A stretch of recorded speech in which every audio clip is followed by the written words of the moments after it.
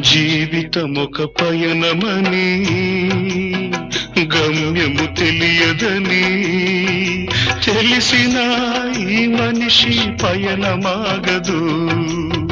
జననం ధర్మమని మరణం కర్మమని తెలిసిన జనన మరణ చక్రమాగదు. మరణం తథ్యమని ఏ జీవికి తప్పదని తెలిసిన ఈ మనిషి తపనాగదు.